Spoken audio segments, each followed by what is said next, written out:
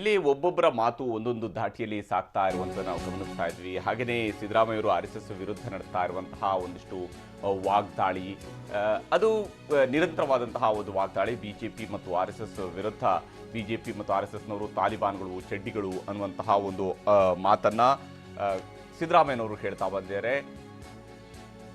ತಾಲಿಬಾನ್ ಮತ್ತು ಚಡ್ಡಿ ಆರೋಪಕ್ಕೆ ಕೇಸರಿ ಕಲಿಗಳು ಕೂಡ ಕೆಂಡಾಮಂಡಲರಾಗಿದ್ರು. ತೀವ್ರ ಸ್ವರೂಪದಲ್ಲಿ ಅವರೂ ಕೂಡ ತಿರುಗೇಟು ಕೊಡುವಂತಹ ಕೆಲಸವನ್ನ ಕೂಡ ಮಾಡಿದ್ರು. ಹಾಗೆ RSS ವಿಚಾರವಾಗಿ, ಬಿಜೆಪಿ ವಿಚಾರವಾಗಿ ಸಿದ್ದರಾಮಯ್ಯ ಯಾವ ರೀತಿಯಾದಂತಹ ವಾಗ್ದಾಳಿಯನ್ನು ನಡೆಸ್ತಾ ಬಂದಿದ್ದಾರೆ ಆ ವರದಿಯನ್ನು ತೋರಿಸ್ತೀನಿ ನೋಡಿ.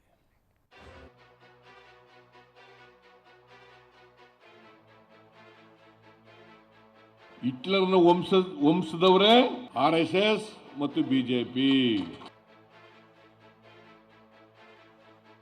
ತಾಲಿಬಾನಿಗಳೇ ಬಿಜೆಪಿ.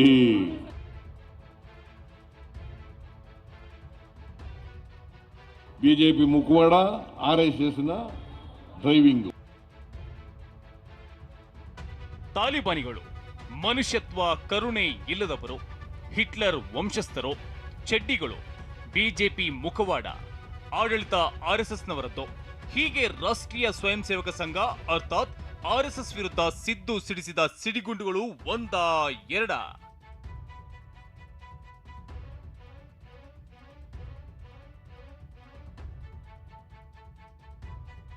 ಮತಬೇಟೆ ಅಖಾಡದಲ್ಲಿ RSS ವಿರುದ್ಧ ಸಿದ್ದು ಸಮರ. ಸಿದ್ದು ತಾಲಿಬಾನ್ ಏಟಿಗೆ ಸಿಟಿ ರವಿ ಪಂಚೆ ಪಂಚ್.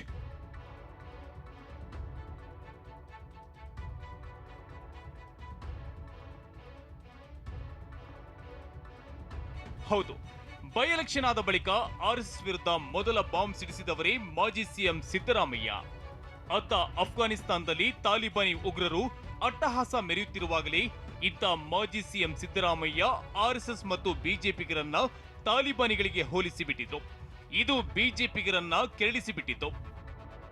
ಹಿಟ್ಲರ್ ಕಾಲದಲ್ಲಿ ಮಾಡ್ತಾ ಇದ್ರು. ಗೊಬೆಲ್ಸ್ ಥಿಯರಿ ಅಂತ ಕರಿತೀವಿ ನಾವು ಅದಕ್ಕೆ. ಗೊಬೆಲ್ಸ್ ಅಂತ ಒಬ್ಬ ಈ ಸುಳ್ಳು ಹೇಳಕ್ಕೆ ಒಬ್ಬ ಮಂತ್ರಿ ಇಟ್ಕೊಂಡ್ಬಿಟ್ಟಿದ್ದವರು ಹಿಟ್ಲರ್. ಹಿಟ್ಲರ್ನ ವಂಶದವರೇ RSS ಮತ್ತು ಬಿಜೆಪಿ. ತಾಲಿಬಾನಿಗಳೇ ಬಿಜೆಪಿ. ಬಿ ಕೇರ್ಫುಲ್, ಹುಷಾರಾಗಿರಿ ಇವ್ರ ಬಗ್ಗೆ. ವಯಸ್ಸಾದ್ಮೇಲೆ ಕಣ್ಣಿನ ಪೊರೆ ಜಾಸ್ತಿ ಆಗತ್ತಂತೆ. ಹಂಗೆ ಅವರಿಗೆ ಯಾವ್ಯಾವ ಪೊರೆ ಬೆಳೆದಿದೆಯೋ ಗೊತ್ತಿಲ್ಲ. ಅದಕ್ಕೆ ತಾಲಿಬಾನು RSS ಒಂದೇ ತರ ಕಾಣುತ್ತೆ ಅವರಿಗೆ.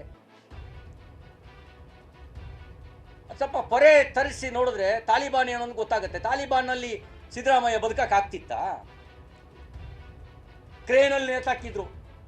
ಆಫ್ಘಾನಿಸ್ತಾನದ ಪರಿಸ್ಥಿತಿನೇ ಇದ್ದಿದ್ರೆ ಪಂಚೆ ಮಾತ್ರ ನೇತಾಡ್ತಿರ್ಲಿಲ್ಲ, ಅವರು ನೇತಾಡೋರು. RSSನವರು ಚಡ್ಡಿಗಳು ಅಂದ ಸಿದ್ದು SR ವಿಶ್ವನಾಥ್ರಿಂದ ತಿರುಗೇಟು. ಕೇವಲ ತಾಲಿಬಾನಿಗಳು ಅಷ್ಟೇ ಅಂತ ಹೇಳದೆ RSSನವರು ಚಡ್ಡಿಗಳು, ಅವರೆಲ್ಲ ದೇಶಭಕ್ತರಲ್ಲ ಅಂತ ಹೇಳಿದ್ರು. ಇದಕ್ಕೆ ತಿರುಗೇಟು ನೀಡಿದ ಬಿಜೆಪಿ ಶಾಸಕ SR ವಿಶ್ವನಾಥ್ ಸದನದಲ್ಲಿ ಸಿದ್ದು ಪಂಚೆ ಉದುರಿದ್ದಾಗ ಮಾನ ಉಳಿಸಿದ್ದೇ ಚಡ್ಡಿ ಅಂತ ಟಾಂಗ್ ಕೊಟ್ಟಿದ್ರು. ಬಿಜೆಪಿ ಮುಖವಾಡ, RSSನ ಡ್ರೈವಿಂಗು. RSS driving. RSS ಅಂದ್ರೆ ಗೊತ್ತಾ ನಿಮ್ಗೆ? ಈ ಚಡ್ಡಿಗಳು ಅಂತ ಕರಿತಿದ್ದ ನಾವು ಅವರಿಗೆ. ಈಗ ಪ್ಯಾಂಟ್ ಹಾಕೊಳಕ್ ಶುರು ಮಾಡಿದ್ದಾರೆ. ಈಗ ಚಡ್ಡಿ ಹಿಡ್ಕೊಂಡು ದೊಣ್ಣೆ ಹಿಡ್ಕೊಂಡು ಬರೋರು. ಅವರು ದೇಶಭಕ್ತರೇನಲ್ಲ. ಅವರು ದೇಶಭಕ್ತರು ಅಂತ ಹೇಳ್ಕೊತಾರೆ. ಒಬ್ಬನಾದ್ರೂ ಕೂಡ ದೇಶಕ್ಕೋಸ್ಕರ ಪ್ರಾಣ ಕೊಟ್ಟಿದ್ದಾರೆ ಅಂದ್ರೆ ಹೇಳ್ರಿ ನೋಡೋಣ. ದೇಶಭಕ್ತರಲ್ವ? ಸಿದ್ದರಾಮಯ್ಯ ಅವರು ಇನ್ಮೇಲೆ ಅದು ನಿಲ್ಲಬೇಕು, ಚಡ್ಡಿಗಳು ಅಂತ ಹೇಳುವಂಥದ್ದು. ಬಹುಶಃ ಮೊನ್ನೆ ವಿಧಾನಸಭೆಯಲ್ಲಿ ಅವ್ರು ಪಂಚೆ ಉದುರೋದಾಗ ಅವ್ರ ಮಾನ ಕಾಪಾಡಿದ ಚಡ್ಡಿನೇ. RSS ಅಂದರೆ ಯಾವುದೇ ಸಂಬಳ ಕೊಟ್ಟು ಸದಸ್ಯರನ್ನ ನೇಮಕ ಮಾಡೋದಿಲ್ಲ, ಯಾವುದೇ ಸೌಲಭ್ಯ ಕೊಡೋದಿಲ್ಲ. ಅವು ಸ್ವಯಂ ಪ್ರೇರಿತರಾಗಿ ಕೆಲಸ ಮಾಡ್ತಾ ಇರ್ತಕ್ಕಂಥದ್ದು. ಈ ಚಡ್ಡಿ ಫೈಟ್ ಬಿಜೆಪಿಗರ ಪ್ಯಾಂಟ್ ವಿಚಾರದಿಂದ ಹಿಡಿದು ಸಿಡಿವರೆಗೂ ಹೋಗಿತ್ತು. ಇಷ್ಟೆಲ್ಲ ಆದ್ರೂ ಕ್ಯಾರೆ ಎನ್ನದ ಸಿದ್ದು ತಮ್ಮ ಮಾತುಗಳನ್ನ ಸಮರ್ಥಿಸಿಕೊಂಡಿದ್ರು. RSS ಬಿಜೆಪಿಯವರಿಗೆ ಮನುಷ್ಯತ್ವವೇ ಇಲ್ಲ, ಅದಕ್ಕೆ ಅವರನ್ನ ತಾಲಿಬಾನಿಗಳು ಅಂತ ಕರೆದಿದ್ದು ಅಂತ ಮತ್ತೆ ತಮ್ಮ ಹೇಳಿಕೆಯನ್ನ ಪುನರುಚ್ಚರಿಸಿದ್ರು. ಪ್ರಜಾಪ್ರಭುತ್ವದಲ್ಲಿ ಯಾರು ನಂಬಿಕೆ ಇಲ್ಲ, ಪಾರ್ಲಿಮೆಂಟರಿ ಸಿಸ್ಟಮ್ನಲ್ಲಿ ಯಾರು ನಂಬಿಕೆ ಇಲ್ಲ, ಅವರೆಲ್ಲ ತಾಲಿಬಾನ್ಗಳು. ಮನುಷ್ಯತ್ವ ಎಲ್ಲಿರೋರು, ರಾಕ್ಷಸಿ ಪ್ರವೃತ್ತಿ ಇರ್ತಕ್ಕಂಥವ್ರು ಅವರೆಲ್ಲ ತಾಲಿಬಾನ್ಗಳು. ಅದಕ್ಕೆ ಅವ್ರಿಗೆ ತಾಲಿಬಾನ್ಗಳು ಅಂತ ಕರೆದಿರೋದು. ಗೊತ್ತಾಯ್ತಾ? BJP ಇದ್ದಾರಲ್ಲ, ಮನುಷ್ಯತ್ವನೇ ಇಲ್ಲ ಅವರಿಗೆ. ಪ್ರಜಾಪ್ರಭುತ್ವದ ನಂಬಿಕೆ ಇದೆ ಅವರಿಗೆ, ಸಂವಿಧಾನದಲ್ಲಿ ನಂಬಿಕೆ ಇದೆ ಅವರಿಗೆ.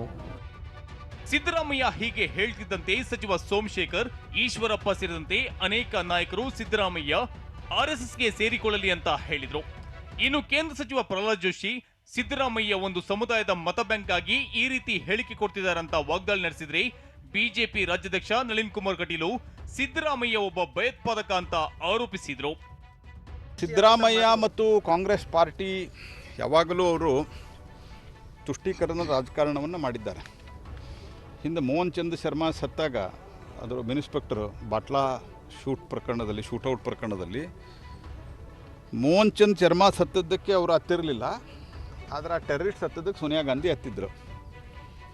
ಇವರ ಸಹಜ ಸ್ವಭಾವ ಇದೆ ತುಷ್ಟೀಕರಣದ ರಾಜಕಾರಣ, ಒಂದು ವರ್ಗಕ್ಕೆ ತುಷ್ಟೀಕರಣ ಮಾಡುವಂಥದ್ದು. ಇದು ಮುಸಲ್ಮಾನರ ತುಷ್ಟೀಕರಣ ಮಾಡುವ ಸಂಬಂಧ ಈ ರೀತಿ ಹೇಳಿಕೆ ಕೊಡ್ತಾರೆ ಸಿದ್ದರಾಮಯ್ಯನವರು. ಅವರಿಗೂ ಸಿದ್ದರಾಮಯ್ಯನವರಿಗೆ RSS ಅಂದರೆ ಏನು ಗೊತ್ತು. ಸಿದ್ದರಾಮಯ್ಯನವರು ಒಬ್ಬ ಗೌರವಾನ್ವಿತ ಲೀಡರು. ವೈಯಕ್ತಿಕವಾಗಿ ಹೇಳೋದಾದರೆ ಅವ್ರ ಬಗ್ಗೆ ನನಗೂ ಗೌರವ ಇದೆ, ಆದರೆ ಮಾತನಾಡುವ ಮುಂದೆ ಒಂದು ಸ್ವಲ್ಪ ಇತಿಮಿತಿ ಇಟ್ಟುಕೊಂಡು ಮಾತನಾಡಬೇಕು. ನಾನು ಕಾಂಗ್ರೆಸ್ದವ್ರನ್ನ ನೀವು ISI ಏಜೆಂಟರು ಅಂತಂದ್ರೆ ಏನು ಮಾಡ್ತಾರೆ? ನನಗೆ ಅನಿಸ ಸಿದ್ದರಾಮಯ್ಯರೇ ಒಬ್ಬರು ಭಯೋತ್ಪಾದಕ. ಅವರು ಅತಂತ್ರ ಸ್ಥಿತಿ ಬಂದಾಗ ಅವರು ಇವತ್ತು ಕಾಂಗ್ರೆಸ್ಸಲ್ಲಿ ಅತಂತ್ರ ಸ್ಥಿತಿಯಲ್ಲಿದ್ದಾರೆ. ಇಂಥ ಹೇಳಿಕೆಗಳನ್ನು ಕೊಡ್ತಾರೆ. ತಾಲಿಬಾನ್ ಸಂಸ್ಕೃತಿ ಅವ್ರದ್ದೇ. ಅವರು ಮುಖ್ಯಮಂತ್ರಿ ಆಗಿರ್ತಕ್ಕಂಥ ಸಂದರ್ಭ ಅತಿ ಹೆಚ್ಚು ಹತ್ಯೆಗಳು ನಡೆದದ್ದು ಈ ರಾಜ್ಯದಲ್ಲಿ. ಇದೆಲ್ಲ ಅವರ ಕಾಲಘಟ್ಟದಲ್ಲಿ ನಡೆದಿರುವಂಥದ್ದೇ ತಾಲಿಬಾನ್ ಸಂಸ್ಕೃತಿ. ಅದಕ್ಕೆ ಹೇಳಿದೆ ಅವರೊಂದು ಭಯೋತ್ಪಾದಕ ಇದ್ದಾಗಿ. ಅವ್ರ ಕಾಲಘಟ್ಟದಲ್ಲಿ ಅತಿ ಹೆಚ್ಚು ಕೊಲೆಗಳು, ಸುಲಿಗೆಗಳು, ಮರಣಗಳು, ನಿತ್ಯ ಗೋಹತ್ಯೆ ನಡೀತಿತ್ತು. ಸಿಎಂ ಬೊಮ್ಮಾಯಿ ಸಿದ್ದು ಮಧ್ಯೆ RSS ಫೈಟ್.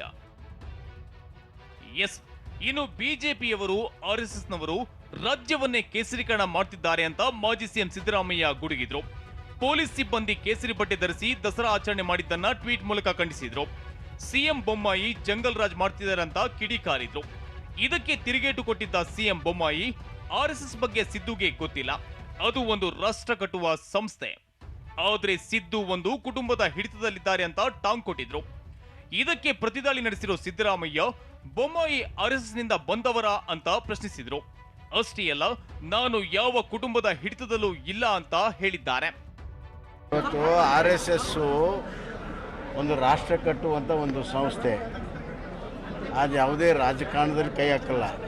ಆದಾಗ್ಯೂ ಕೂಡ ಸಿದ್ದರಾಮಣ್ಣವರು ನನಗೆ RSS ರಿಮೋಟ್ ಕಂಟ್ರೋಲ್ ಅಂದರೆ ರಾಷ್ಟ್ರ ಕಟ್ಟುವಂಥ ಕೆಲಸಕ್ಕೆ ನಾನು ಸಮರ್ಪಣೆ ಭಾವನೆ ಇರೋದರಿಂದ ನಾನು ಅದನ್ನು ಯಾವುದಕ್ಕೂ ನಿರಾಕರಿಸಲ್ಲ. ಆದರೆ ಸಿದ್ದರಾಮಯ್ಯವರು ಒಂದು ಕುಟುಂಬದ ಒಂದು ರಿಮೋಟ್ ಕಂಟ್ರೋಲ್ ಇದ್ದಾರಲ್ಲ, ಸಮಾಜವಾದಿಯಿಂದ ಬಂದಂಥ ಸಿದ್ದರಾಮಣ್ಣವರು ಇವತ್ತು ಒಂದು ಕುಟುಂಬದ ರಿಮೋಟ್ ಕಂಟ್ರೋಲ್ ಇರುವಂಥದ್ದು ಅತ್ಯಂತ ನನಗೆ ದುಃಖ ತರುವಂಥ ಒಂದು ಸಂಗತಿ. ನಾನು ಪ್ರಜಾಪ್ರಭುತ್ವದಲ್ಲಿ ನಂಬಿಕೆ ಇಟ್ಕೊಂಡಿರೋನು, ಅಧಿಕಾರ ವಿಕೇಂದ್ರೀಕರಣದಲ್ಲಿ ನಂಬಿಕೆ ಇಟ್ಕೊಂಡಿರೋನು, ಸಾಮಾಜಿಕ ನ್ಯಾಯದಲ್ಲಿ ನಂಬಿಕೆ ಇಟ್ಕೊಂಡಿರ್ತಕ್ಕಂಥವನು. ಯಾವ ಫ್ಯಾಮಿಲಿ ಹಿಡಿತದಲ್ಲೂ ಇಲ್ಲ. ಗೊತ್ತಾಯ್ತಾ? ಬಸವರಾಜ ಬೊಮ್ಮಾಯಿ RSSನಲ್ಲಿದ್ದರ? ಮೂಲ RSS ಏನ್ರಿ ಅವರು? ಈಗ RSS ಹೊಗಳ್ತಾ ಇದ್ದಾರೆ. ಹೀಗೆ ಸಿದ್ದು RSS ಸಮರ ಮುಂದುವರಿತಲೇ ಇದೆ. ಬೈ ಎಲೆಕ್ಷನ್ ಮುಗಿದ ಮೇಲೆ ಆದ್ರೂ ಇದಕ್ಕೆಲ್ಲ ಪುಲಿ ಸ್ಟಾಪ್ ಬೀಳುತ್ತಾ ಕಾದ್ ನೋಡಬೇಕು. Bureau report, TV9.